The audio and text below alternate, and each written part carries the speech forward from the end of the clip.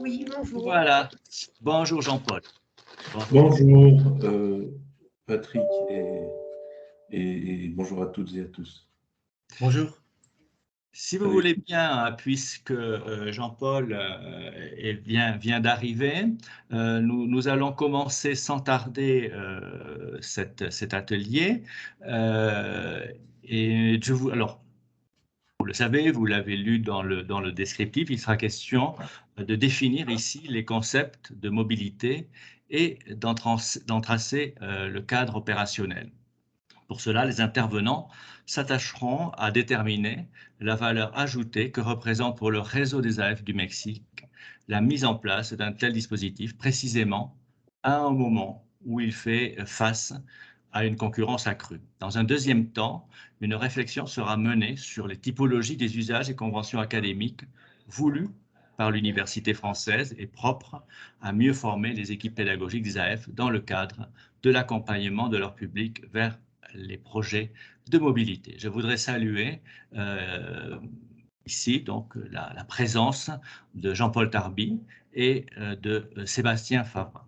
Jean-Paul, vous le savez, après 3 années de classe préparatoire à l'ENS, poursuit des études en licence, en maîtrise, en DEA, à l'Université de Montpellier de Perpignan, puis en Franche-Comté dans le domaine des études ibériques et latino-américaines. En 1988, Jean-Paul est nommé attaché de coopération éducative et linguistique à l'ambassade de France en Espagne, auprès de l'Institut français de Séville. Alors la liste est longue, hein. En 1992, il devient un doctorant allocataire de recherche boursier du MEAE.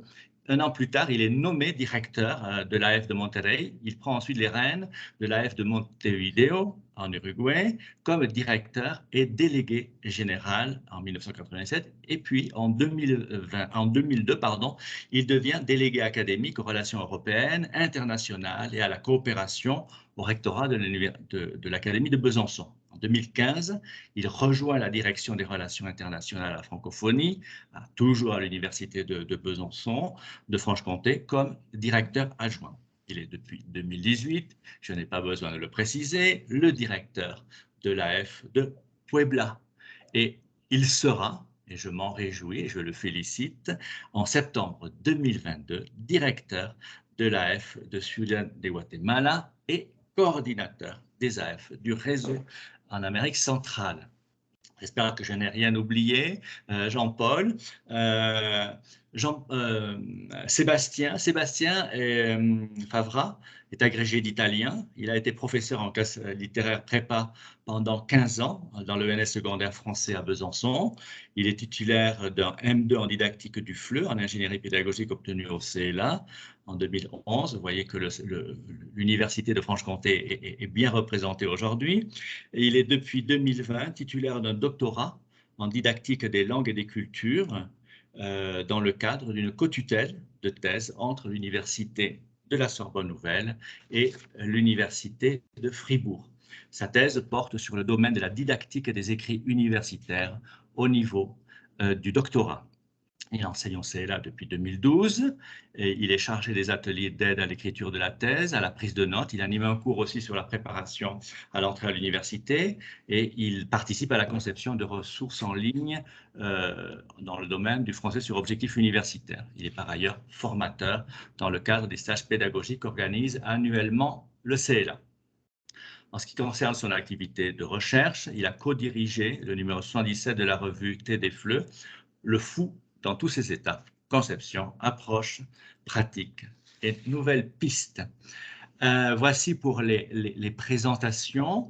Je vais laisser maintenant la parole à Jean-Paul. Hein, nous l'avions décidé ainsi. Sébastien ensuite prendra la relève. Je laisse le soin aux intervenants de définir eux-mêmes le type d'intervention qu'ils souhaitent avoir avec vous. Nous l'avions organisé autour d'un temps de parole pour les deux intervenants et d'échanges non pas à la fin, mais dans la dernière demi-heure de cet atelier. Mais évidemment, si vous avez peut-être des questions que vous ne pouvez pas retenir jusqu'à la fin, alors à eux de décider s'ils les prendront ou non. En tout cas, je serai là pour relever tout ce qui est dit dans le chat. Je vous laisse la parole, Jean-Paul et Sébastien. Très bien, donc il m'incombe de démarrer donc, ce moment de partage et d'échange avec vous. Donc bonjour à nouveau à toutes et à tous. Merci Patrick pour l'invitation que tu nous as faite donc d'être associé à cet atelier de la deuxième journée, deuxième matinée du réseau. Donc moi je vais organiser ma présentation dans le respect du temps qui m'est imparti de la manière suivante. Tout d'abord, reprendre la commande que Patrick nous a passée à partir de la formulation du titre et de la problématique. Et ensuite, dans une deuxième partie, définir un peu, approcher conceptuellement le sujet qui nous occupe, c'est-à-dire la mobilité, et donc notamment dès lors qu'elle s'applique à un public spécifique qui est le public étudiant. Ensuite, je vous montrerai comment nous avons, et je dis bien nous, et je me réjouis qu'Analyse soit là également dans cet atelier, comment nous avons, à l'Alliance de Puebla, construit un programme qui prend appui sur une réflexion initiale, une prise en compte de l'enjeu de la relation, de la corrélation entre langue et mobilité. Et puis après, pour terminer, je vous dirai quelle est la valeur ajoutée, la plus-value que nous observons donc dans les retombées de ce programme. Voilà. Donc, je reprends rapidement l'intitulé de la commande que nous a passé Patrick, le titre, la mobilité étudiante comme vecteur structurant du rayonnement des alliances françaises. Dans la description de la problématique, me concernant, Patrick écrit: je devrais définir le concept de mobilité, présenter un cadre modélisant pour des projets de mobilité, et puis déterminer la valeur ajoutée de cette offre académique. Alors, avant de définir le concept de mobilité, c'est un domaine extrêmement vaste et on ne pourra pas en épuiser tous les contours et toutes les nuances durant une demi-heure. Mais je pense que la mobilité telle qu'on peut se l'approprier comme vecteur de développement à partir de l'activité ou du projet d'une alliance, c'est essentiellement donc une mobilité à des fins d'apprentissage, à des fins de qualification, de spécialisation, une mobilité à des fins d'expérience aussi. Et l'expérience de la mobilité, c'est très important dans la manière dont on va définir le concept. L'expérience de la mobilité donc est propice au développement de compétences, de savoir-faire, de savoir-être et de savoir. Et puis dans une deuxième perspective, en ce qui nous concerne, à l'Alliance française, c'est la relation étroite entre apprentissage et usage de la langue sur des objectifs spécifiques qui ancrent et qui définissent l'intérêt de prendre en considération la mobilité comme un terrain à partir duquel on va développer, renouveler, diversifier une offre de formation. Alors, la mobilité, ce qu'elle présente comme intérêt, c'est ce que je disais précédemment, c'est qu'elle est propice au développement de compétences. Alors, quelles sont les compétences qu'un étudiant peut développer, stimuler, activer, etc., durant et à l'issue d'une expérience de mobilité? C'est un champ référentiel assez simple. Tout d'abord, bien évidemment, la compétence linguistique, notamment par l'expérience de l'immersion, et en particulier la compréhension, l'expression et l'interaction orale, mais aussi pour nos étudiants des compétences liées à la production écrite, notamment les écrits universitaires, etc. Deuxième domaine de compétence, la compétence culturelle. Durant une expérience de mobilité, l'étudiant va augmenter son capital de connaissances, de familiarisation, de familiarité avec les marqueurs culturels du pays, de la civilisation dans laquelle il vivra donc en immersion temporaire. Troisième niveau de compétences, extrêmement important, les compétences interculturelles. l'expérience de la mobilité permet d'améliorer des capacités de socialisation, d'interaction avec des interlocuteurs étrangers, capacité à décoder des modes de comportement, à s'ajuster, etc. Donc ça, c'est un champ de compétences qu'il faut prendre en considération. Également, pour nos étudiants, le champ de la compétence technique et professionnelle, dès lors que l'expérience de la mobilité coïncide avec une mise en situation professionnelle, c'est-à-dire dans le cadre d'un stage, etc. Toujours concernant nos étudiants en mobilité, un autre domaine fondamental dans lequel des compétences vont être activées, c'est ce qu'on appelle le domaine de la propédeutique, de la méthodologie. C'est-à-dire que durant comment dirais-je, un segment de mobilité apprenante dans le système universitaire français, un étudiant va développer, nuancer, affiner ce qu'on appelle la compétence apprendre à apprendre différemment. On apprend différemment dans le système universitaire français que dans le système universitaire mexicain. On le sait bien, on dit parfois de manière un petit peu grossière et un petit peu caricaturale qu'on demande aux étudiants mexicains de restituer la connaissance. On demande aux étudiants français de problématiser la connaissance. Donc tout ceci induit bien évidemment des manières d'apprendre différentes. Donc en mobilité, un étudiant va développer sa compétence propédeutique. Et puis le dernier champ de compétences qui n'est pas des moindres, mais qui est le plus délicat et difficile à qualifier, à appréhender, c'est ce que nous appelons les compétences transversales, personnelles, comportementales, ce que les anglo-saxons appellent les soft skills, c'est-à-dire tout ce que l'expérience de mobilité va modifier donc en termes d'attitude. L'apprentissage de soi-même, l'auto-estime, la persévérance, l'ambition. La mobilité va déclencher des compétences d'initiative, d'adaptabilité, créativité, etc., etc. Des compétences qu'on appelle les compétences molles, transversales, qui sont également très demandées par les entreprises, même si elles sont peu lisibles donc dans un CV.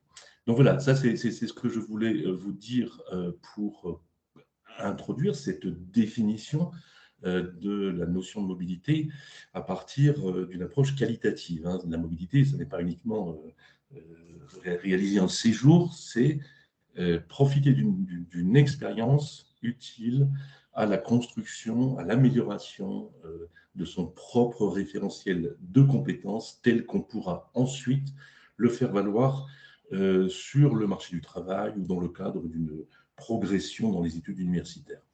La question posée par Patrick, c'est également donc, la mobilité étudiante comme vecteur structurant de rayonnement.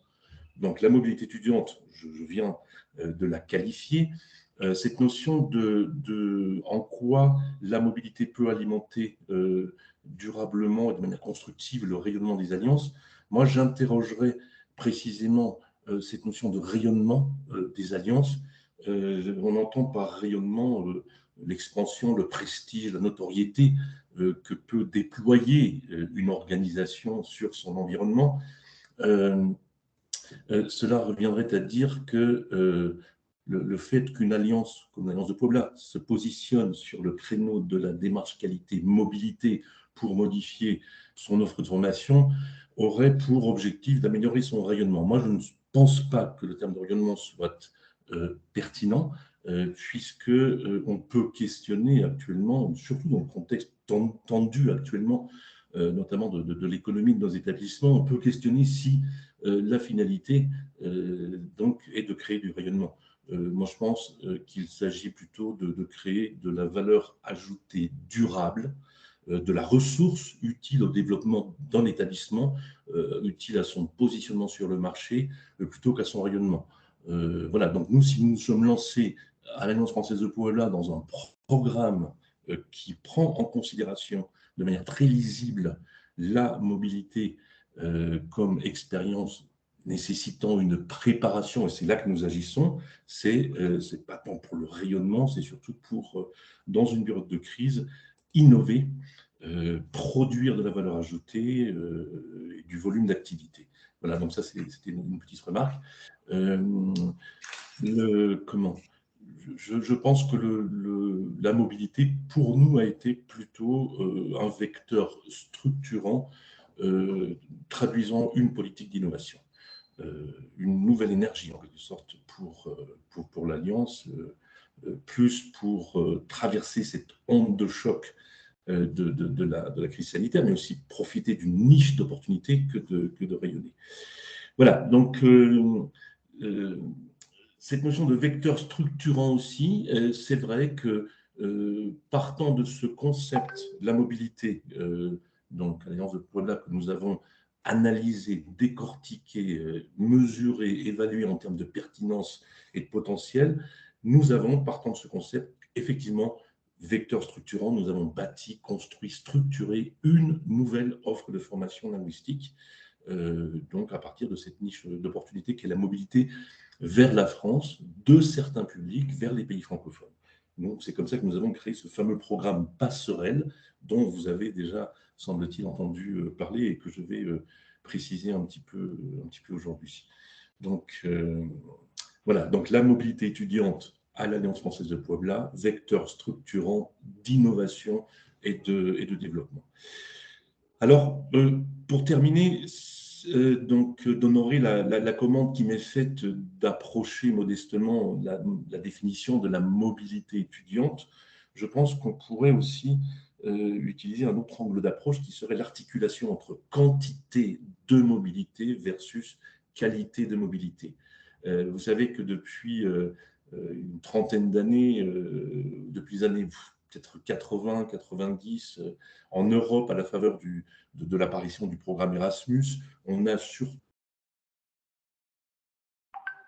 la volumétrie de la mobilité. On a demandé aux universités de produire des flux d'étudiants mobiles. Lorsque vous regardez d'ailleurs les rapports de Campus France, hein, que vous connaissez bien, Campus France met en avant des statistiques quantitatives, les flux, les taux, le nombre, les proportions d'étudiants en mobilité par rapport aux destinations, etc., et aux filières. Donc, on encourage la quantité de mobilité étudiante.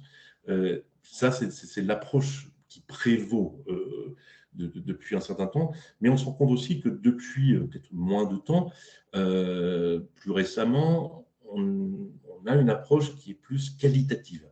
On essaie maintenant, et des études, des outils le prouvent, on essaie de mettre en valeur non pas uniquement la quantité de mobilité, mais surtout l'expérience, la qualité retirée de l'expérience de la mobilité. Hein. Donc c'est surtout maintenant comment cartographier en fait les compétences qui sont acquises en mobilité, ce à quoi je faisais référence précédemment, et pour lesquels il existe maintenant des outils, donc passeport compétences mobilité, portfolio de compétences mobilité, etc. Tout ça m'amène à vous dire quelque chose qui, qui, à mon avis, est extrêmement simple, mais qui est essentiel donc à considérer lorsque l'on parle de mobilité, c'est que bon, la mobilité doit conduire à de la réussite. Hein, c'est le but. On ne fait pas une mobilité pour une mobilité parce que c'est dans l'air du temps et c'est la mode. On fait une mobilité, on réalise une mobilité pour améliorer les conditions de la réussite de son parcours universitaire. Réussite qui sera sanctionnée, bien entendu, par une certification, l'obtention du diplôme de master en France, etc.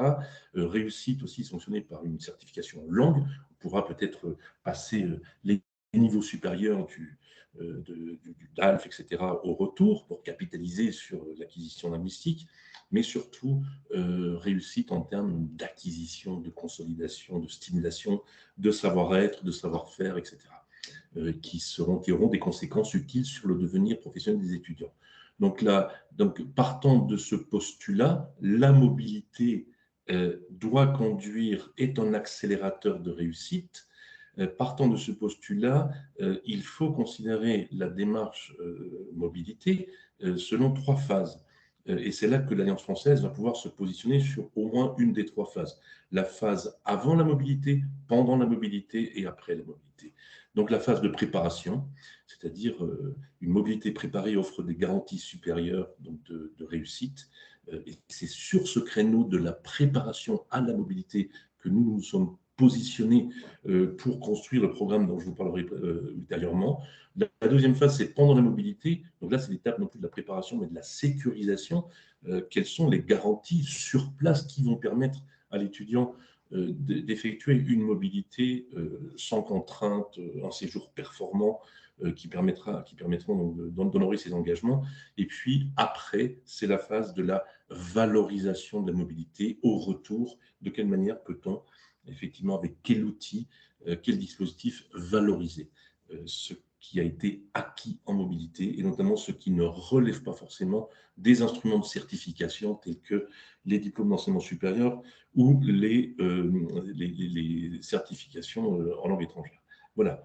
Donc maintenant, je vais vous montrer avec une diapositive comment nous avons donc construit ce programme donc à l'Alliance française, le fameux programme Passerelle, comment il se décline. Et voilà, donc j'ai fait un tableau, alors je voudrais le partager. Par contre, j'aurais peut-être besoin de votre aide. Je ne suis pas trop dans les délais, c'est bon, Patrick, ou il faut que j'entends pas? Oui, ça va. Pour ouvrir ta diapo, est-ce que tu l'as déjà ouverte sur En fait, c'est pas une diapo, c'est une page Word. Hein, ou donc, une page Word. ouais.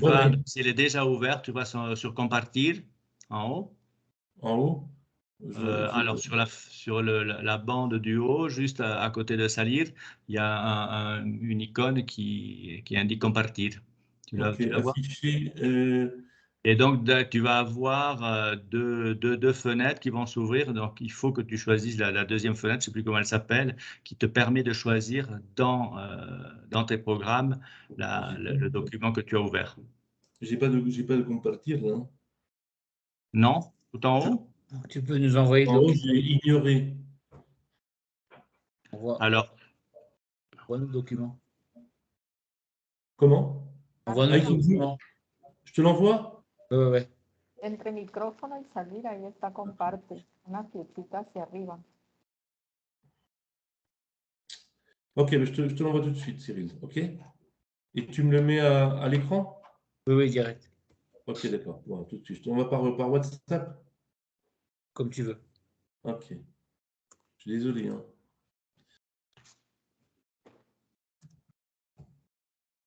Cyril. Voilà.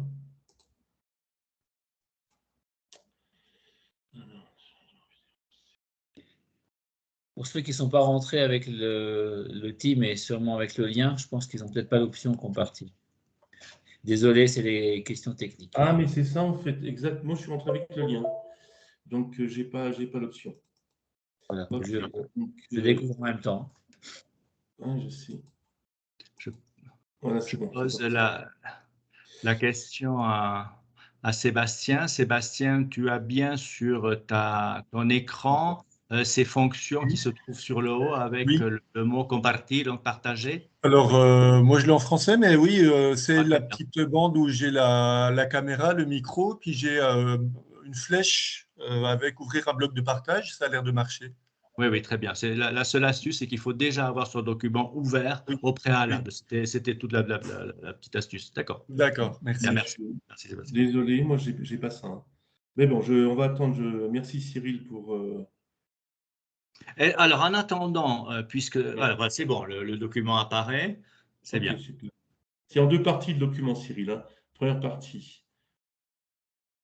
C'est là, je l'ai comme ça. Ouais, tu veux que je le réduise? D'accord, je le fais. Non, tu mets la première partie, c'est le grand titre en rouge, c'est mobilité sortante.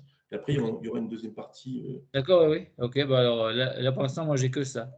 Et puis la deuxième partie. D'accord, on y va. Ou tu veux que je mette ça sur une. Non, mais là, moi, j'ai ça sur 2 pages. Vas-y.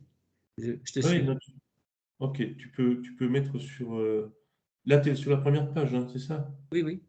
Ok, d'accord. Donc, est-ce que vous voyez déjà, vous pouvez me confirmer que le tableau est lisible pour vous? Moi, je vois tout noir. Oui, moi je vois tout noir aussi, oui. Ah bon? Ah mince. Bah moi, j'ai fait ce qu'il fallait faire. Je ne sais pas quoi faire alors. problème technique. Moi, je le vois bien, mobilité, contexte de la mobilité, acteur de la mobilité. Vous voyez tout noir. Oui, et tout Et à moi, l'heure, je le je l'ai vois vu. parfaitement. Donc, du coup, je vais le refermer. Je vais le ouvrir, compartir. Je vais sur la double fenêtre. Et normalement, je vais sur le document que tu as envoyé.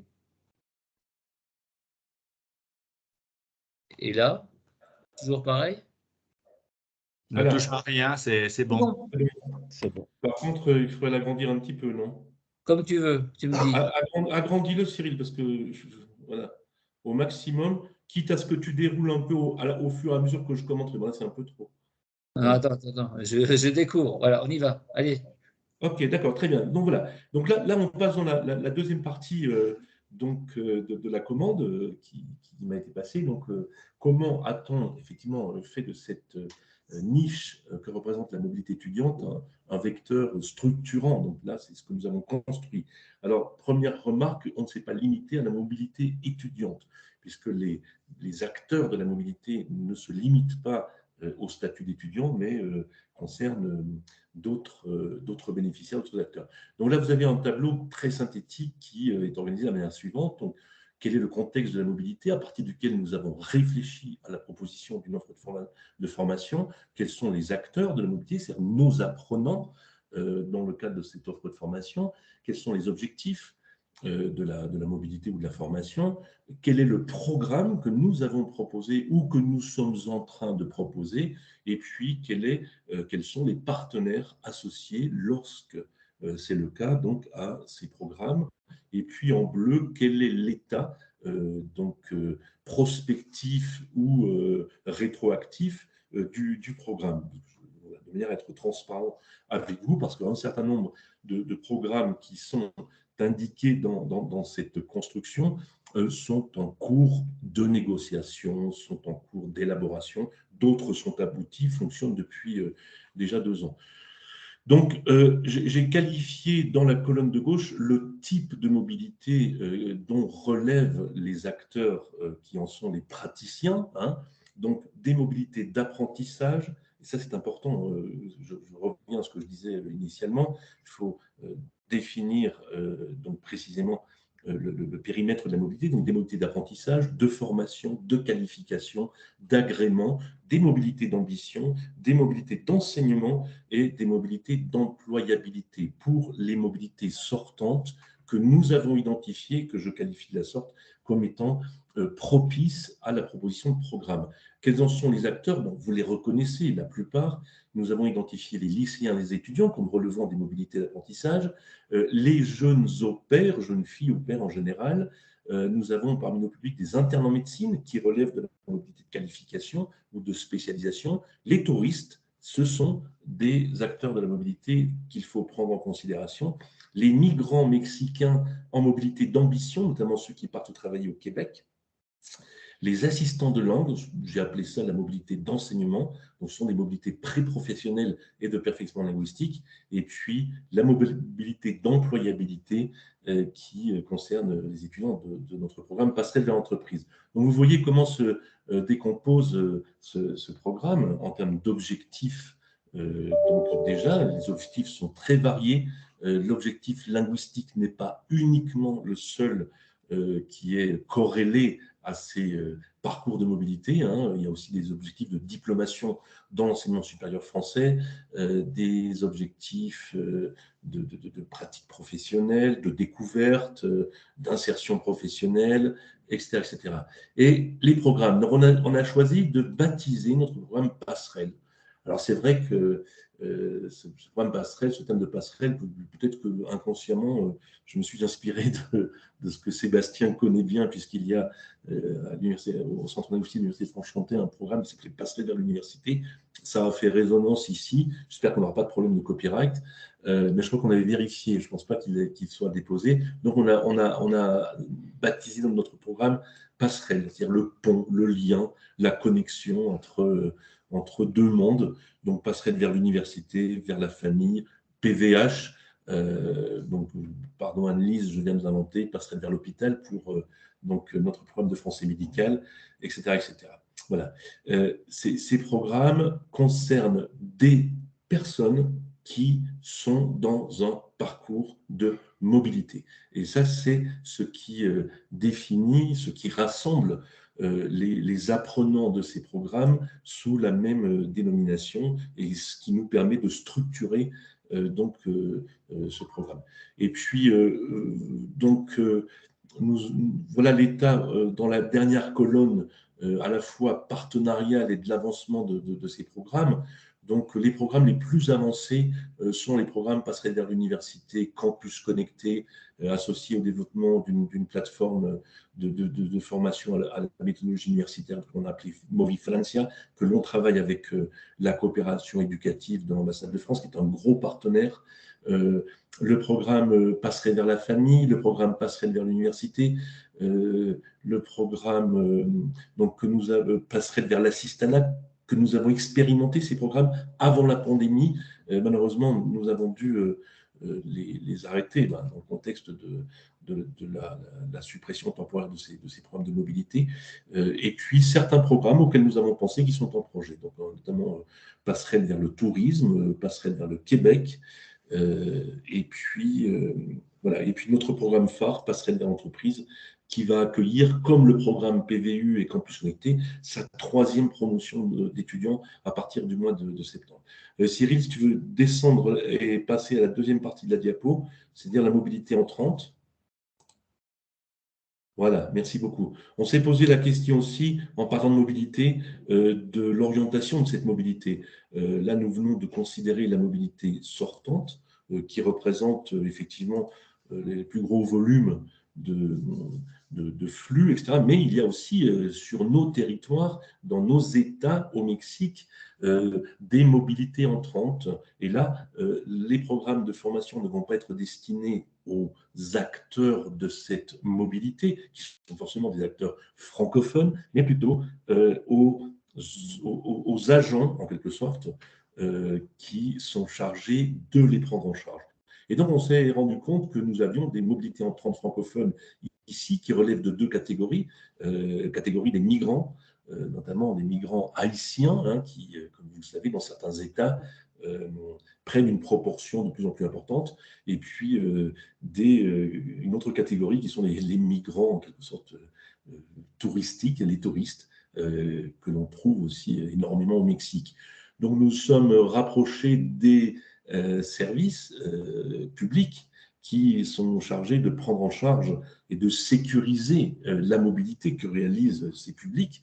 Et nous leur avons proposé effectivement là des programmes très courts, très condensés de français fonctionnel, adaptés aux contraintes, aux conditions de communication en français liées aux démarches administratives, situationnelles, conjoncturelles de prise en charge de ces publics migrants. C'est comme ça que nous sommes rapprochés de l'Institut national d'immigration donc de Puebla et aussi de la police touristique de Puebla, puisque nous avons une police touristique à Puebla, pour leur proposer donc une formation très courte, très condensée, très pragmatique, qui permettra in fine d'améliorer la qualité de la prise en charge, donc d'améliorer l'image de l'institution au regard de sa responsabilité dans les conditions d'accueil des publics. Voilà, donc ces 2 projets ont été construits, présentés, la maquette est faite. Nous attendons donc la réponse, etc. Voilà. Donc, c'est ce que je voulais partager avec vous concernant donc, ce que Patrick a appelé le vecteur structurant, donc l'ossature, l'architecture de notre programme. N'imaginez pas que cela s'est fait de façon, comment dirais-je, naturelle, que ça a été facile. Non, ça a demandé beaucoup de réflexion, beaucoup de, comment dirais-je, de négociations aussi, d'adaptation. De conviction aussi, mais nous en sommes absolument ravis puisque ça a créé de la valeur ajoutée matérielle et immatérielle au niveau de notre établissement. Et c'est ce sur quoi je voudrais terminer, puisque la commande de Patrick donc, prenait en compte quelle est la valeur ajoutée de cette offre académique qui connecte la langue et la mobilité. Alors, en valeur ajoutée économique, vous savez qu'on peut mesurer différemment la valeur ajoutée, si elle est matérielle, immatérielle, etc. Donc, en termes de valeur ajoutée matérielle, ça nous a permis d'obtenir à la fois de tirer des ressources financières à partir de ces programmes, qui sont des ressources de deux types, des ressources tirées de la vente de services de formation, donc, et puis des ressources tirées de, de subventions. Hein. Nous avons été accompagnés par des bailleurs, que ce soit l'Institut français de Paris, le ministère de l'Enseignement supérieur et de la Recherche, qui ont mis à notre disposition des moyens relativement conséquents pour nous permettre de construire cette offre, notamment celle du campus connecté. Hein. En termes, pour vous donner une petite idée, durant l'année 2019, lors de le lancement embryonnaire de ce programme, nous avons généré environ 30 000 et quelques pesos tirés de ces programmes, mais c'était le début, donc c'est peu. En 2021, nous avons tiré 180 000 pesos donc de la facturation donc, liée à ces programmes. Et puis en 2020, donc là, nous avons eu un accompagnement financier très important de la part de ces tutelles dont je parlais, qui nous ont permis donc d'investir dans le campus connecté, etc. En termes d'étudiants inscrits, je reprends les statistiques qu'Annelise avait portées à ma connaissance dans son rapport de fin d'année. 2019, 47 inscriptions liées à ces programmes. 2020, 67 inscriptions liées à ces programmes. Et puis 2021, 134 inscriptions liées à ces programmes. Donc, vous voyez qu'il y a une plus-value qui se reflète dans donc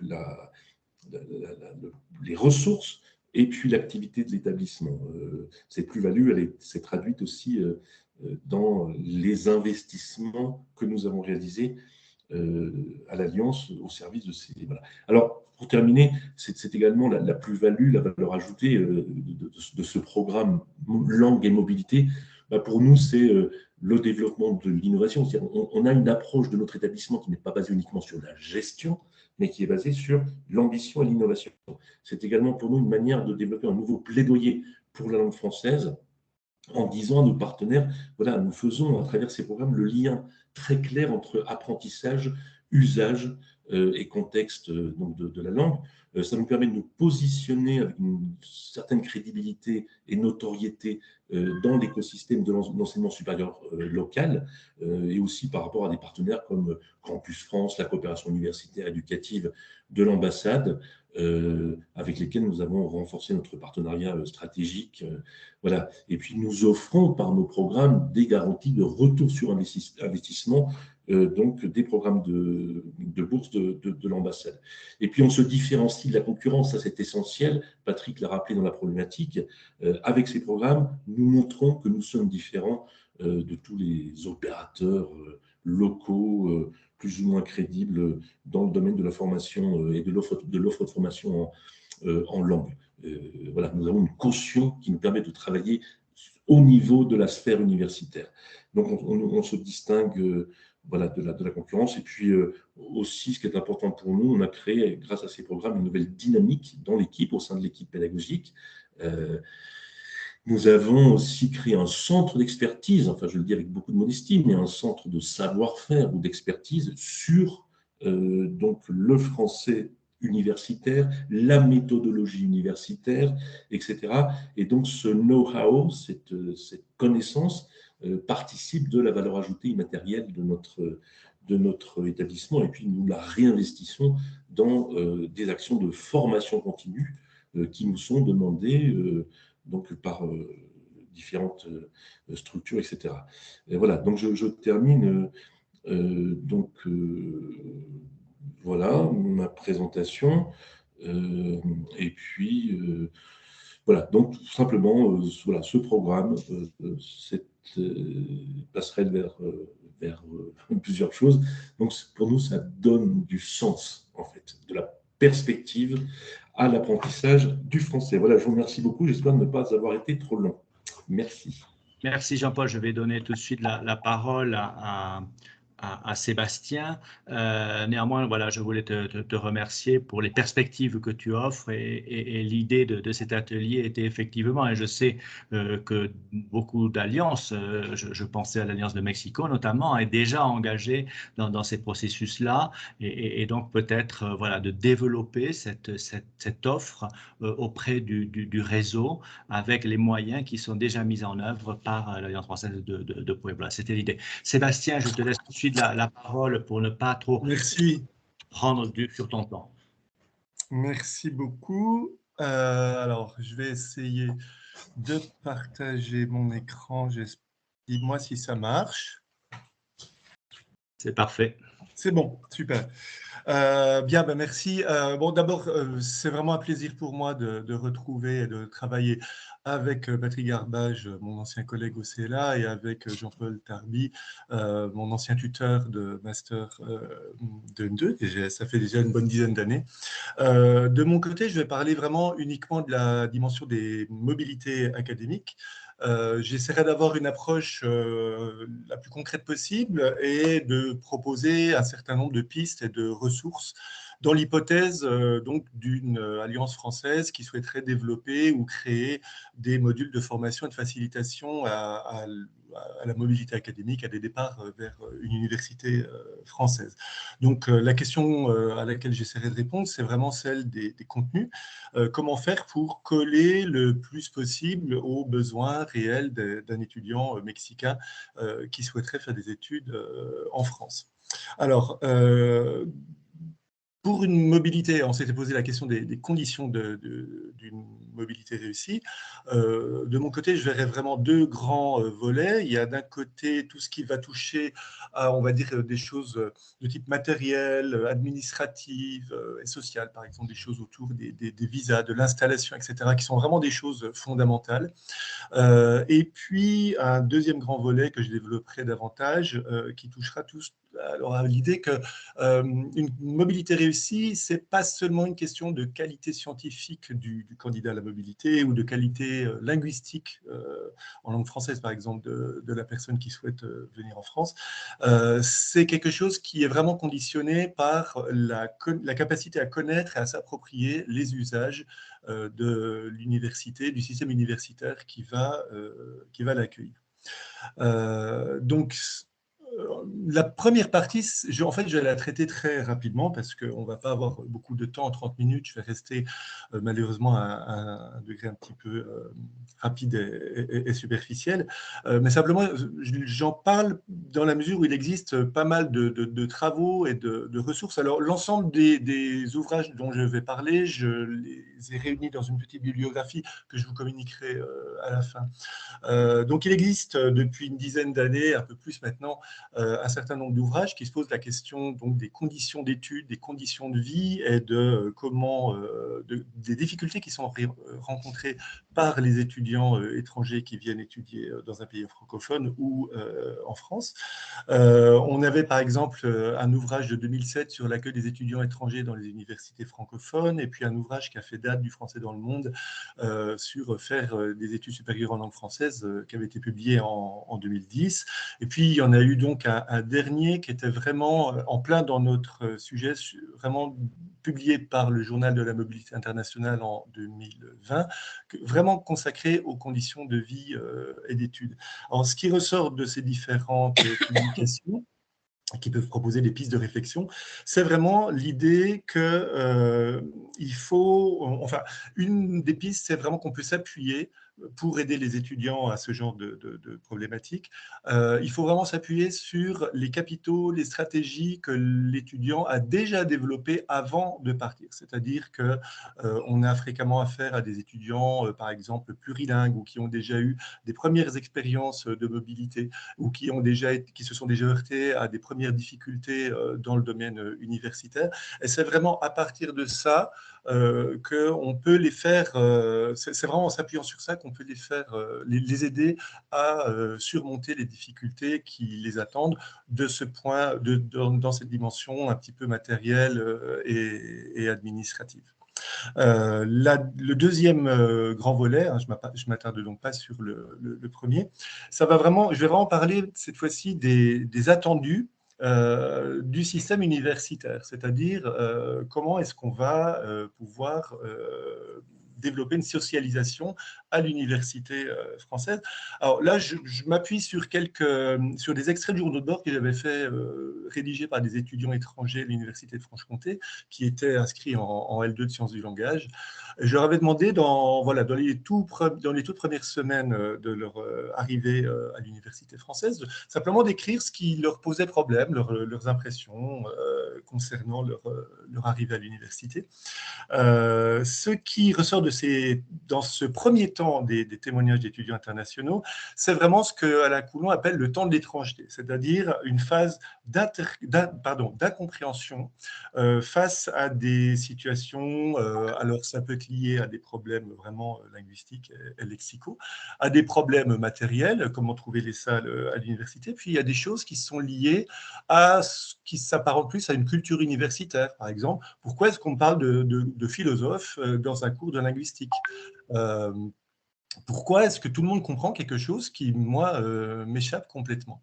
Et puis, ce qui est intéressant, c'est que quand on demande à ces mêmes étudiants de continuer leur journal pendant quelques mois plus tard, on passe à une deuxième phase, c'est ce que Alain Coulon appelle le temps de l'apprentissage, où là, l'étudiant est dans une phase un petit peu de décodage, c'est-à-dire par tâtonnement, à force de se heurter à des obstacles, on voit l'étudiant qui, progressivement, s'acculture et va développer des stratégies, va développer des techniques qui vont lui permettre, par exemple, de s'habituer par exemple, à savoir comment se préparer à ses examens, ou bien à développer des astuces de type comment repérer le dada du professeur sur donc le point sur lequel le professeur va probablement nous interroger au moment des examens.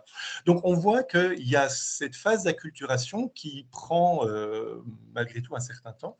Et l'idée, c'est que ces éléments inconnus que l'étudiant découvre seul, ça peut faire l'objet d'une formation préalable, c'est-à-dire un formateur préparé qui va justement connaître un petit peu cette culture universitaire, il va pouvoir préparer les étudiants un petit peu à ce qu'ils attendent et donc à gagner du temps. Alors, j'ai également quelques exemples de décalage entre culture universitaire, cette fois-ci du point de vue d'un enseignant. Alors là, c'est un exemple, une anecdote assez intéressante. On est face à un devoir réalisé en France, mais le professeur est belge. Et donc, on va voir qu'il y a malgré tout un décalage de culture, puisque l'étudiant français, alors j'ai mal recopié, je suis désolé, non, analysé, je n'ai pas fait d'erreur. L'étudiant français, classiquement, démarre son devoir en reprenant les termes du sujet. Et puis le professeur qui est belge s'en agace un petit peu, lui dit, bon, ben oui, évidemment, je sais ce que vous allez faire, c'est moi qui vous l'ai demandé. Et donc là, ce qu'on voit apparaître, c'est que même dans deux pays extrêmement proches comme la France et la Belgique, là on est à l'université d'Arras, il y a déjà des décalages de culture universitaire au sein de l'espace francophone. C'est-à-dire que là, en fait, il y a un attendu français qui est on reprend dans l'introduction les termes du sujet et on annonce son plan. Ce n'est pas forcément quelque chose qui va être attendu apparemment en Belgique. Voilà, dernier exemple. Une collègue m'avait transmis des appréciations qu'elle avait notées sur des copies des partiels de licence. Et donc, on voyait là, chez des étudiants internationaux, un certain nombre d'erreurs ou là aussi de décalage, de non-réponse à des attendus. Par exemple, le fait qu'on n'attendra pas, et là je rebondis sur quelque chose dont a parlé Jean-Paul, on n'attend pas des étudiants qu'ils restituent des savoirs, on attend d'eux qu'ils s'appuient sur ces savoirs pour traiter une question. Et donc, ce qui est pointé par non, faut pas répondre, faut répondre à la question, il ne faut pas réciter un cours. Un autre attendu qui apparaît dans ces appréciations, c'est la nécessité de la structuration, de l'organisation d'un texte et d'une réponse, même pour une réponse courte d'une quinzaine de lignes. Et ça, les étudiants qui ne le font pas sont pénalisés. Elle a également, donc, plus classiquement, la nécessité de répondre précisément à la consigne et de ne pas réciter le point qui apparemment que l'étudiant a cru identifier dans la question d'examen. Donc, pour définir un petit peu mieux ces attendus, on peut s'appuyer sur un certain nombre de recherches en anthropologie de la mobilité. Là, je m'appuie sur un article de Alingoa Radenkovic qui a bientôt une vingtaine d'années, mais qui me semble encore vraiment pertinent. C'est-à-dire que cette socialisation académique, elle va se structurer sur quelques grands axes, sur quelques grandes attitudes et compétences. À l'université française, alors, ce que je dis n'est pas, de mon point de vue, forcément uniquement français. Ça peut très bien se retrouver dans d'autres systèmes universitaires de pays francophones ou non francophones, mais je crois que c'est vraiment la conjonction de ces facteurs qui crée une culture académique française. Je dis ça parce que peut-être qu'un certain nombre de choses que vous voyez apparaître à l'écran répondent aussi peut-être à ce qui est attendu des étudiants à l'université au Mexique. Mais en tout cas, voilà les grands points qui vont être attendus en termes de socialisation et de posture à l'université. Ça va être tout ce qui sera autour de l'autonomie de l'étudiant, qui sera capable de s'organiser, de faire seul son travail, de comprendre ce qu'on attend de lui. Il y a la notion de la prise de risque, c'est-à-dire d'oser faire quelque chose qui ne sera pas forcément demandé par l'étudiant, par le professeur, pardon. Par exemple, exprimer son point de vue même si on fait des fautes, et ça c'est très attendu, par exemple, dans un cours de langue. Il y a également tout ce qui sera autour de la planification, l'organisation du travail en groupe, par exemple. Et puis, tout ce qui sera autour de ce que j'appellerais la singularisation, c'est-à-dire le fait d'oser faire quelque chose qui se démarque peut-être un petit peu de ce que le professeur a demandé, mais qui semble à l'étudiant légitime et justifié peut-être par rapport à d'autres cours qu'il aura suivis. C'est-à-dire l'idée qu'on n'attendra pas forcément de lui qu'il suive des rails et qu'il suive exactement le modèle que l'enseignant a proposé. Alors là, je suis toujours dans le domaine, on va dire, de la socialisation. Je vais me focaliser un petit peu plus maintenant sur la partie de l'écrit. C'est-à-dire que bon, l'écrit universitaire, c'est quand même la grande affaire de l'insertion à l'université, en France particulièrement, mais pas seulement. Et donc, j'ai repris le travail d'un anthropologue qui disait que la culture, simplement, c'est ce qu'il faut savoir pour être membre. Et puis là, donc l'idée, c'est simplement de considérer la culture universitaire comme une culture en soi, et avec l'idée que bon, ben voilà, pour s'insérer, il y a un certain nombre de choses qui sont non dites, mais qu'il faut quand même connaître. Alors, la question de l'écrit universitaire, elle est, de mon point de vue, assez complexe, dans la mesure où ces attendus sont des attendus qui ont été construits et transmis de façon très, très progressive par le système universitaire, par le système scolaire, d'abord au niveau du primaire, puis du secondaire. Je dirais qu'une grande partie est faite au moment de l'entrée à l'université et enfin dans les premières années de l'université. Donc, ces différentes pratiques, elles vont prendre différentes formes. Par exemple, la nécessité de planifier son travail, c'est-à-dire, bon, techniquement, par exemple, en faisant un brouillon, c'est-à-dire en ne se jetant pas dans une question avant de l'avoir anticipée, avant d'avoir écrit un certain nombre d'avant-textes. Ces attendus de structuration, j'insiste beaucoup, mais dans mon travail, j'ai été extrêmement surpris de voir que, par exemple, en travaillant sur des programmes scolaires, en France, on apprend à des élèves de 7-8 ans d'abord à structurer leur travail et à construire un travail écrit, même très simple, en paragraphe, par exemple. Et ça, c'est une attente qui ensuite va se retrouver tout au long du système éducatif français de façon extrêmement forte. Et donc voilà, cette structuration va se retrouver au niveau macro dans l'ensemble du texte, d'un travail, avec un plan en 3 parties qui sera systématiquement attendu. Au niveau d'un paragraphe, c'est-à-dire qu'il faut faire des paragraphes qu'on va appeler des paragraphes logiques, des paragraphes idées. Et au niveau micro, c'est-à-dire que chaque phrase doit être elle-même construite et fléchée par un certain nombre d'outils, par exemple le balisage par des connecteurs. Il y a un autre point qui est plus difficile à définir, c'est celui du style. Effectivement, il existe un style universitaire, un style académique qui est différent du style, je ne sais pas, par exemple, journalistique, par exemple, qui va justement être organisé autour de notions comme la concision, l'évitement des relatifs, des choses qu'on nous a transmises progressivement pour ceux qui sont passés par le système éducatif français et qui ont été oubliées parce qu'elles ont été automatisées. Effectivement, bon, je me suis rendu compte progressivement en travaillant sur la question qu'une bonne partie de ces procédés étaient issus de l'écriture littéraire. Et ça, c'est vrai que c'est intéressant parce qu'on a souvent une image de l'écriture universitaire et scientifique comme quelque chose de complètement non littéraire. En réalité, quand on l'analyse, on voit qu'il y a des matrices qui ont été acquises par les apprenants, les étudiants dans le secondaire, au moment de l'étude de textes littéraires et qu'ils réinvestissent dans les textes qu'ils vont produire à l'université. Il y a un domaine dans l'écrit universitaire qui est beaucoup plus profond, qui est beaucoup plus moins visible, c'est tout ce qui va toucher à ce qu'on appelle aussi les rapports au savoir. On peut appeler ça aussi l'épistémologie. Des choses, par exemple, simplement liées au fait qu'il faut se distancier de l'objet dont on parle, même si c'est quelque chose qui nous est proche. Par exemple, l'étudiant, on va imaginer l'étudiant mexicain qui doit faire un exposé sur je ne sais quel point linguistique ou autre de son pays. On va attendre de lui qui parle de son objet avec une distanciation, évidemment sans émotivité, bien sûr, mais également sans parti pris lié à son propre statut d'étudiant mexicain. Ça va se traduire également d'un point de vue scientifique par cette prégnance de tout ce qui va être rationnel et théorique, c'est-à-dire qu'on va toujours attendre de lui qu'il s'appuie d'abord sur des travaux et pas sur quelque chose d'empirique qui sera de l'ordre du constaté. C'est-à-dire que ça, c'est quelque chose qui va intervenir dans un deuxième temps. Un autre attendu qui est extrêmement fort, c'est celui dont j'ai déjà parlé, de la singularisation, c'est-à-dire qu'on attendra d'un étudiant qui se démarque éventuellement de ce qu'on lui a appris et qui propose, qui laisse ses propres propositions, ses propres points de vue par rapport à l'objet dont il va avoir à traiter.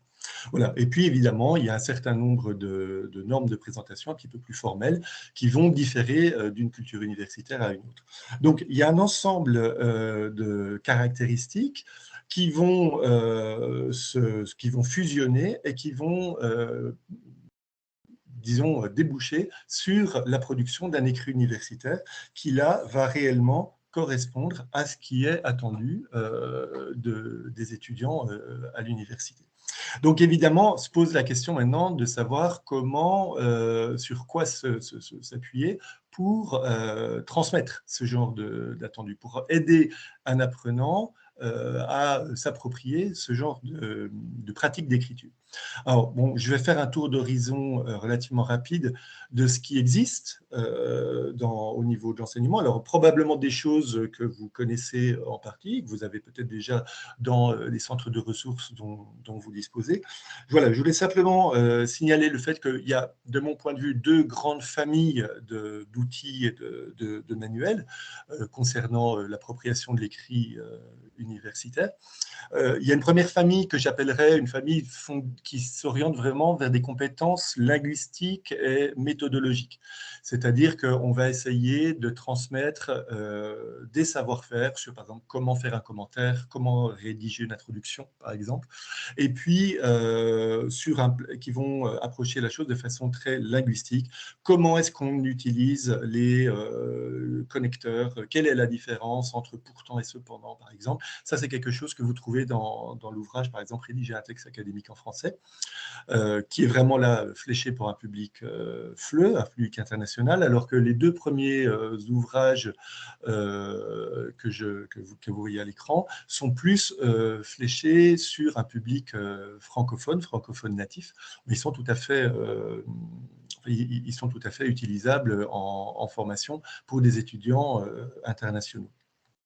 Il y a une deuxième famille de manuels qui sont des manuels plus anciens, mais qui sont, qui sont relativement rares maintenant.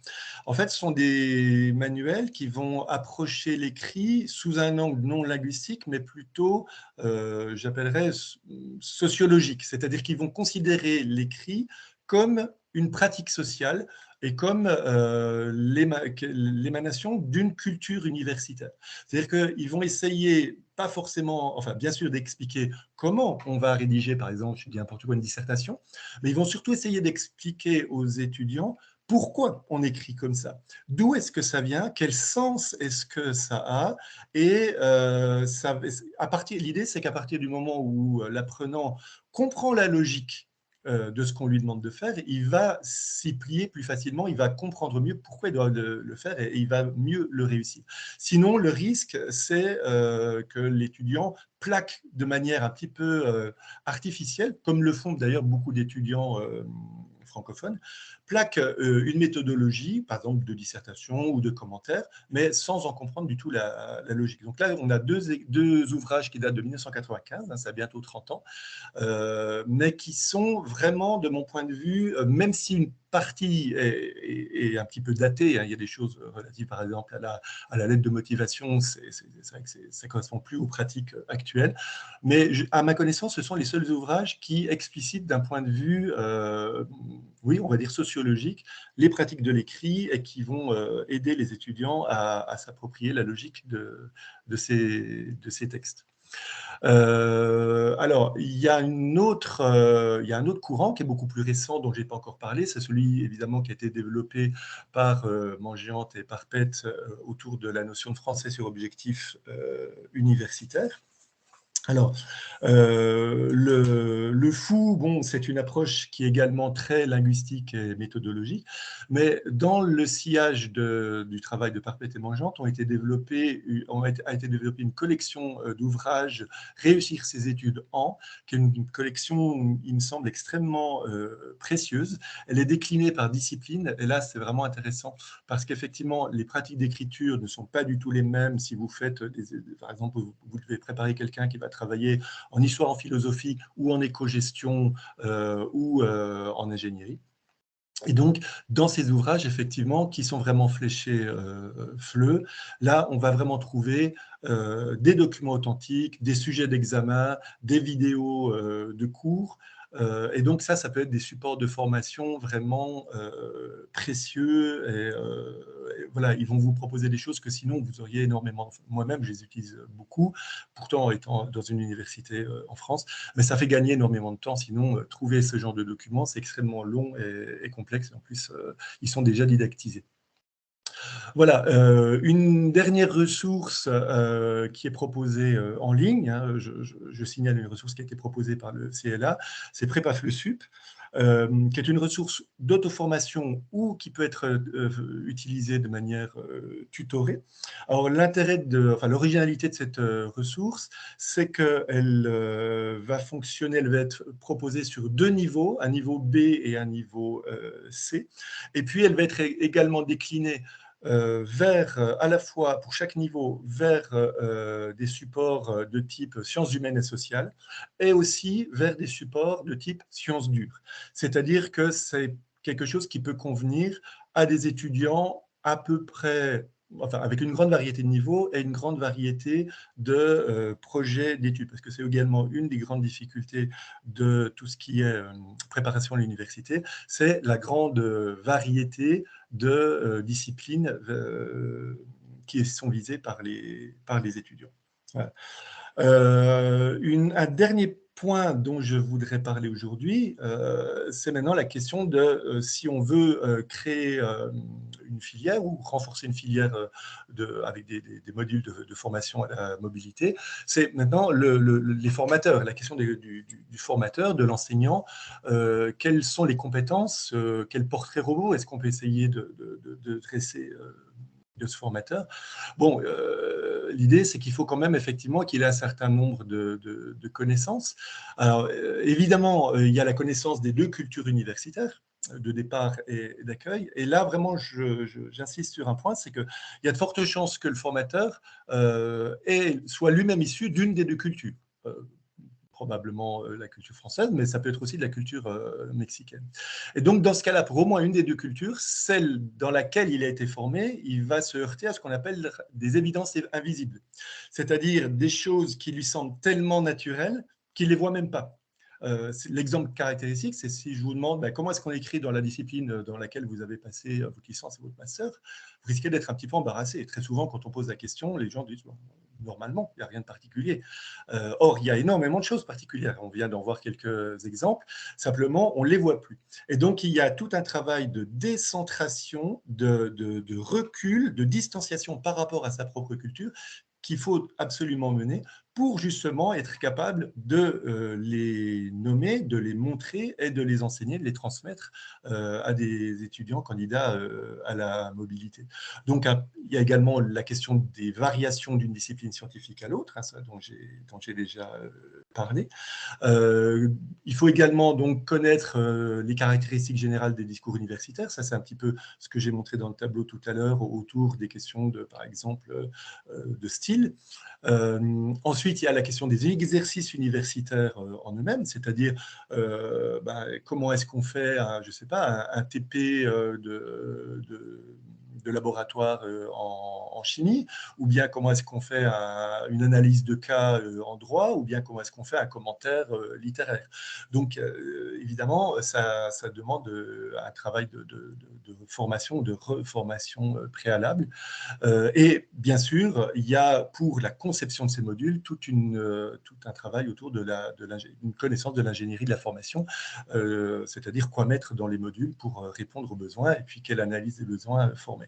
Donc voilà, c'est vraiment le formateur, c'est vraiment en mobilité, c'est vraiment un formateur et un médiateur culturel, scientifique et linguistique. Voilà. Donc, il y a un ensemble, c'est une formation qui ne s'improvise pas. Alors, juste pour donner un exemple, et puis je terminerai là-dessus, je donne un exemple d'une formation qu'on avait proposée sur nos linguistiques appliquées il y a bientôt 10 ans.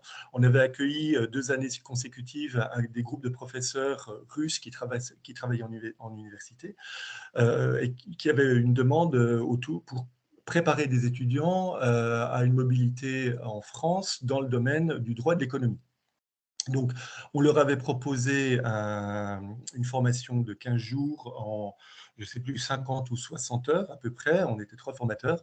Donc, un petit peu pour vous montrer l'idée que c'est quand même une formation relativement dense qu'il faut prévoir. Et donc, on l'avait axé autour de compétences, de développement de compétences en ingénierie. C'était un petit peu l'axe 1. Un deuxième axe autour d'une dimension un petit peu plus scientifique et linguistique. Par exemple, essayer de voir la différence entre travailler sur quelque chose de linguistique et travailler sur quelque chose qui serait de l'ordre du discours, avec donc la différence entre ces deux concepts et en quoi ça pouvait justement réorienter un module de formation.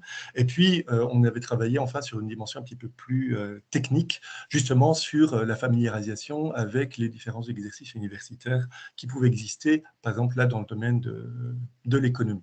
Voilà. Donc, c'est effectivement quelque chose qui demande, me semble-t-il, un certain investissement, mais c'est un investissement qui ensuite peut donner pas mal de résultats, puisque c'est quand même quelque chose qui n'est pas proposé, c'est pas proposé par tout le monde, pardon, par tout le monde, et il y a, me semble-t-il, une réelle demande à partir du moment où un étudiant, une famille ont décidé d'investir un certain nombre une certaine quantité de temps, d'énergie et d'argent, bien sûr, sur un projet de mobilité. Ils ont une attente qui est relativement forte et qui peut justifier justement la demande de ce type de formation. Voilà. Je vous remercie de votre attention. Je vous envoie un petit peu d'air bisontin pour conclure. Et puis, je vous mets tout de suite dans la partie conversation la bibliographie de ce que je viens de vous montrer. Voilà.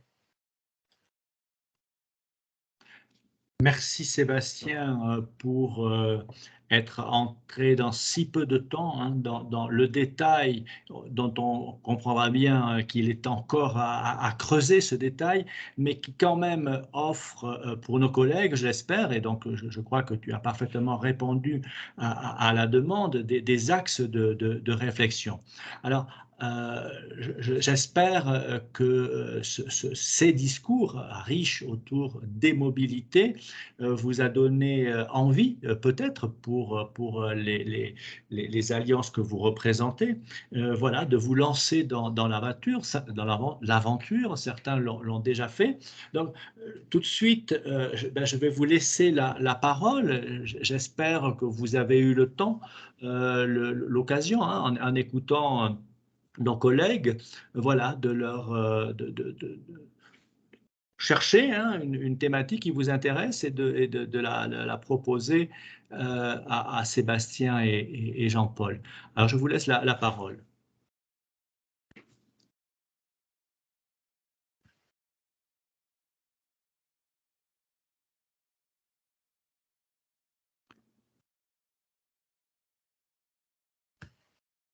Personne? Bon, moi, je vais me lancer parce que si personne n'ose. Bonjour Sébastien, je suis Cyril Bonjour. Anis, le délégué général, le collègue de Patrick.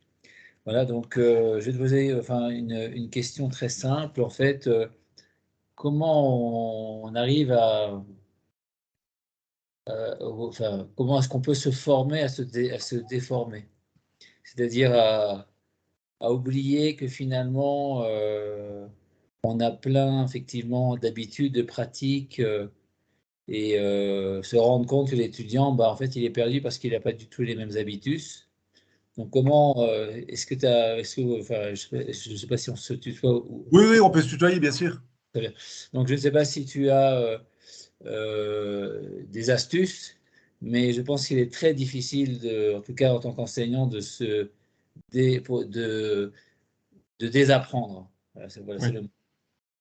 Bon, alors oui, je suis tout à fait d'accord, hein. C'est vrai que c'est vraiment pas quelque chose de simple. Bon, alors déjà, j'aurais peut-être une première remarque toute simple, c'est que on est tous professeurs de FLE. En tant que professeur de FLE, on a tous été confrontés à ce genre de situation dans d'autres domaines que celui de la culture universitaire. C'est-à-dire que ce travail de décentration, on l'a déjà fait d'une certaine manière chaque fois qu'on travaille à un point culturel avec nos étudiants. On se dit, ah bah oui, c'est vrai, pour eux, c'est pas évident parce qu'ils ne savent pas ci et ils ne savent pas ça. Donc bon, quelque part, je dirais que le déclic, il est déjà là. Après, effectivement, il faut vraiment réapprendre à se dire, enfin, alors, ça peut passer par un certain nombre de techniques. Moi, je l'ai fait un petit peu par l'écriture, par exemple, c'est-à-dire, je me suis à un moment obligé à me dire, bon, allez, je vais essayer en écrivant, de dire comment est-ce que j'ai appris à écrire, quand j'ai, voilà, progressivement, ce que j'ai appris à faire à l'université, comment est-ce que j'ai appris à le faire, qui m'avait appris ça, à travers quel cours, etc. Et là, déjà, petit à petit, les choses ressortent. Il y a une autre chose qui est peut-être encore plus simple, c'est qu'à chaque fois qu'on est confronté à une particularité dans les pratiques d'écriture de nos étudiants, c'est-à-dire à chaque fois où on corrige par exemple leurs écrits, on se dit ah, tiens, c'est bizarre, il écrit comme ça.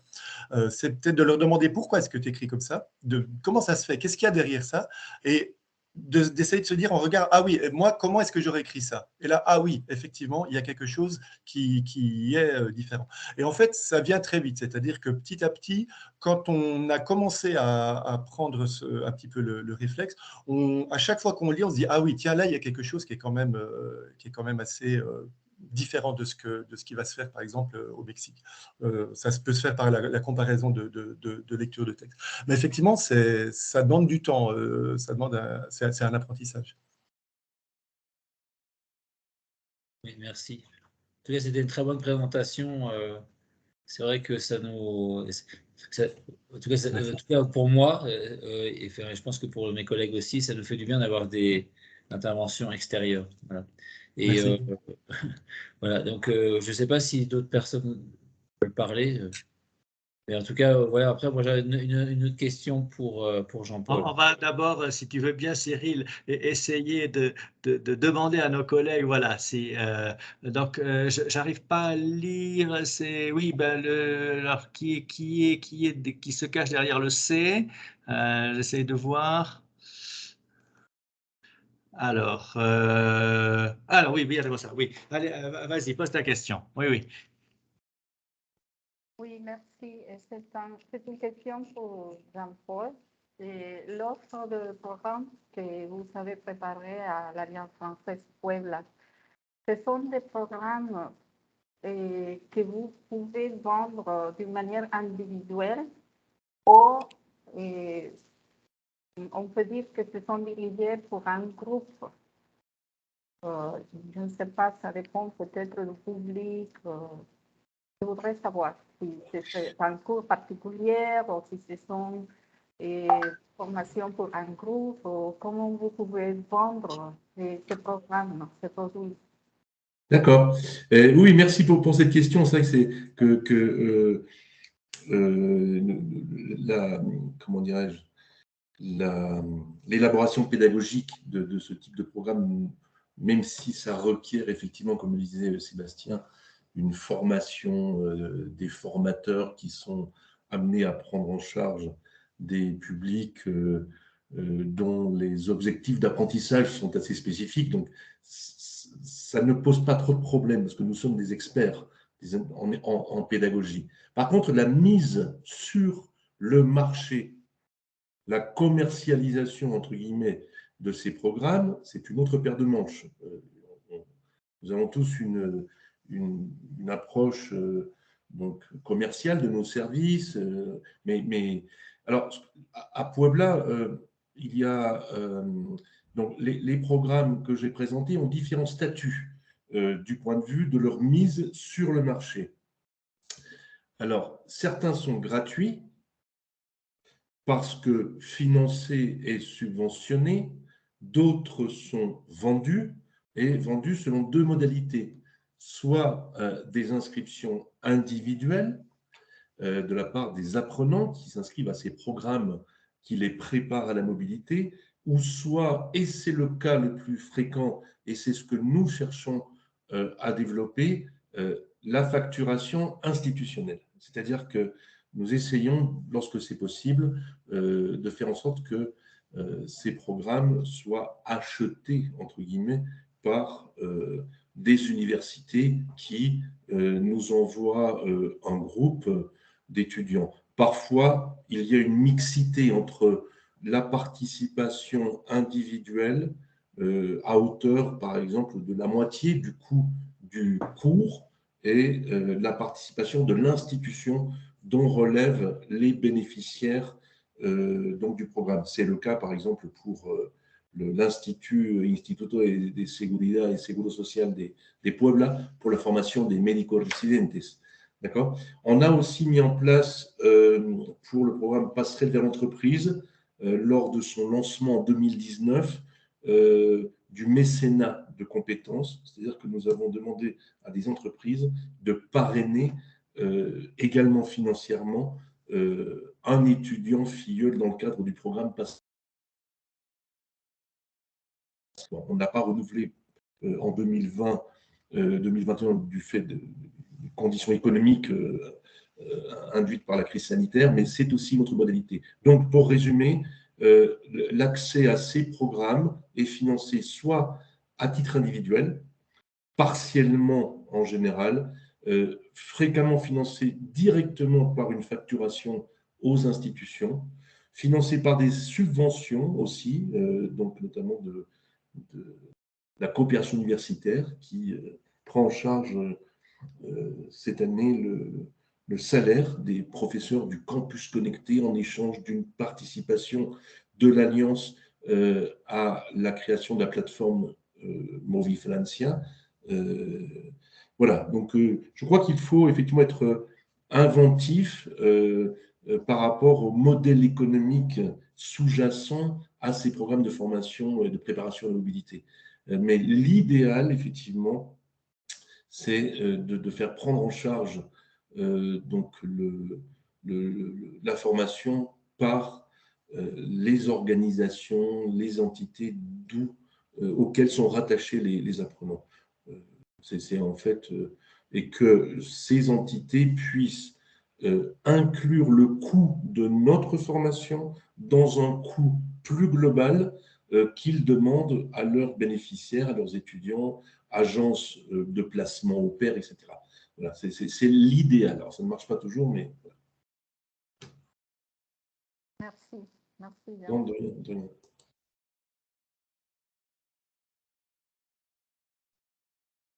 D'autres questions? D'autres commentaires? Annelise. Ah, oui. Alors, j'ai vu la main d'Annelise levée. Je te rapide. laisserai la parole plus tard, Jean-Paul. Annelise. Merci beaucoup. Alors, c'est une question pour Sébastien. Bonjour Sébastien. Donc, je me présente, Annelise Joannin, je travaille à l'Alliance de Puebla avec Jean-Paul. Et donc, nous avons mis en place différents programmes, comme Jean-Paul l'a mentionné. Mais, et nous avons en particulier un autre programme en ce qui concerne bien le domaine universitaire, c'est le Campus Connecté. À travers lequel nos tuteurs accompagnent des étudiants inscrits en master à distance avec des universités françaises. Et alors, il est du côté de l'accompagnement sur toute la méthodologie universitaire, la motivation, l'organisation du temps de travail. Je pense qu'on a beaucoup avancé et les tuteurs sont bien rodés maintenant.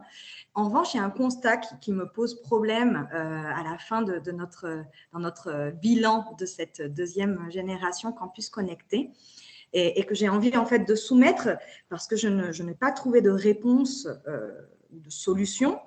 Et ça fait écho à ce que vous avez mentionné dans la question de la consigne. Effectivement, dans de nombreux cas, les problèmes des étudiants viennent de la compréhension de la consigne. Or, quand ils en parlent au tuteur, le tuteur n'a pas forcément accès à tout le contenu de l'UE pour pouvoir répondre aux interrogations des étudiants. Donc, ce qui nous paraît le plus logique, c'est que l'étudiant contacte le professeur directement pour poser ses questions et donc présenter ses doutes. Or, les professeurs ne répondent pas aux questions des étudiants. Et c'est un vrai problème dans notre accompagnement puisqu'on a vraiment une faille là.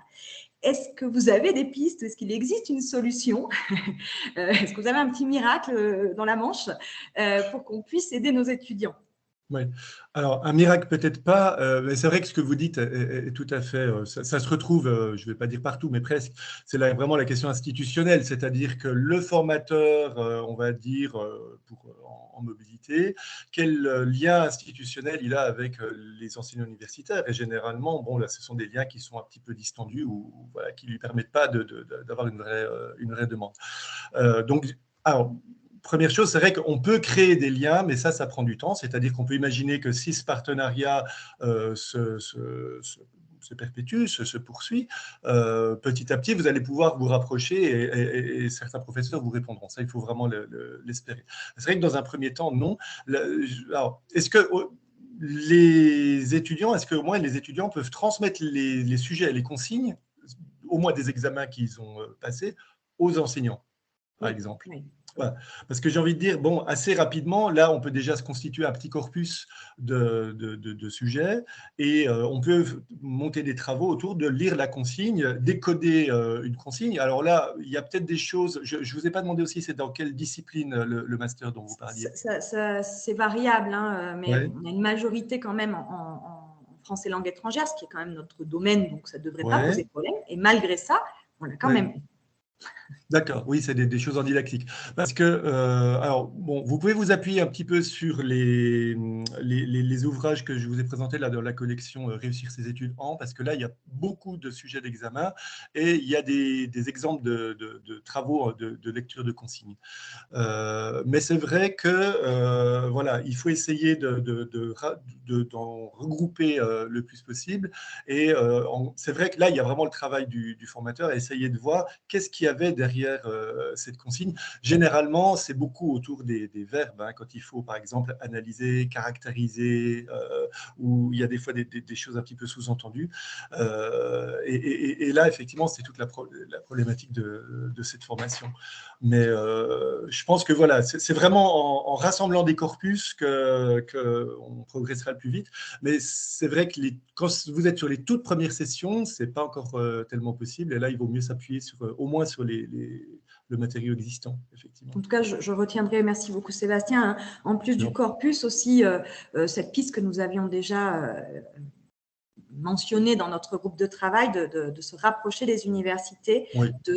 déjà de se manifester, qu'ils sachent en fait que nos étudiants sont suivis, sont accompagnés à travers le campus connecté. Et peut-être qu'on peut créer des liens directement entre l'équipe enseignante de l'université et nos tuteurs. Je vous remercie. Oui, je vous en prie. D'autant que c'est aussi dans l'intérêt des enseignants universitaires français. C'est-à-dire qu'eux, évidemment, ils sont aussi évalués par rapport à la réussite et donc ils seront probablement très contents d'avoir un petit partenariat de ce côté-là.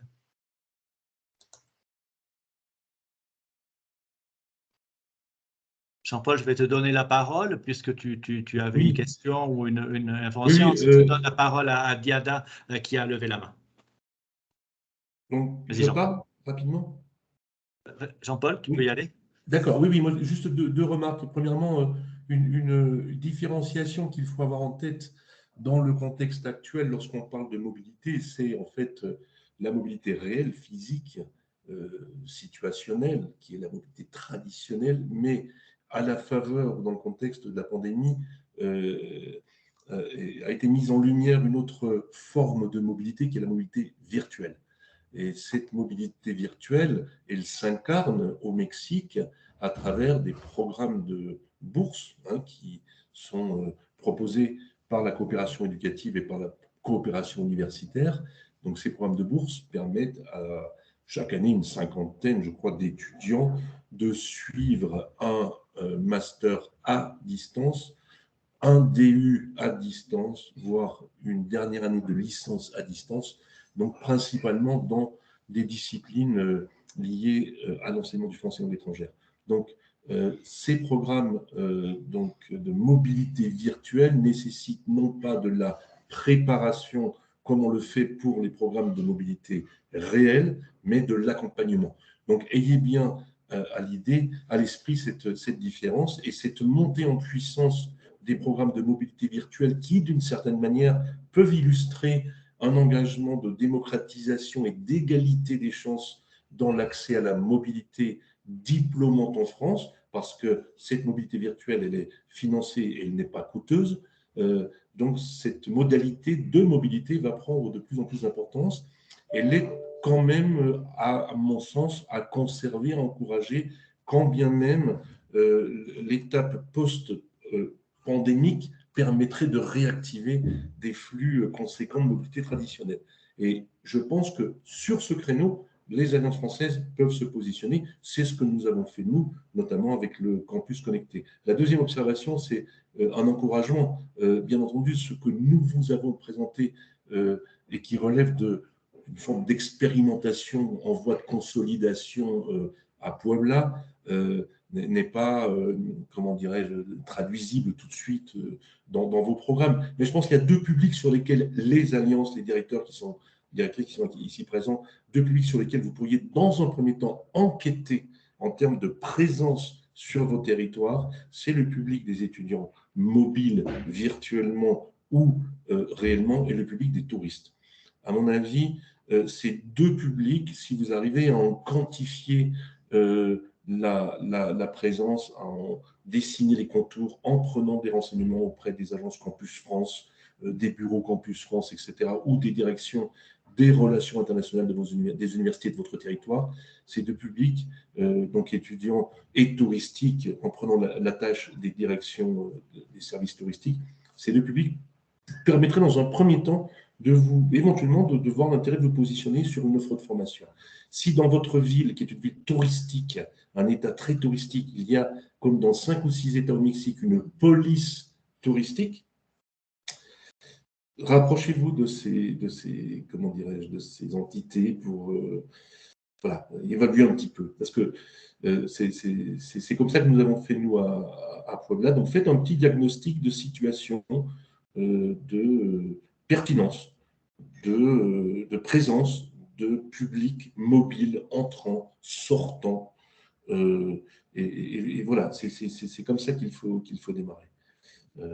Et je pense que certaines choses que nous avons mises en place de manière formalisée, structurée, et pas dire oui, nos étudiants de l'Alliance sont représentés à 50% par des étudiants de l'université. Nous avons tous des étudiants de l'université dans nos cours de français général qui conduisent au DELF ou au DELF.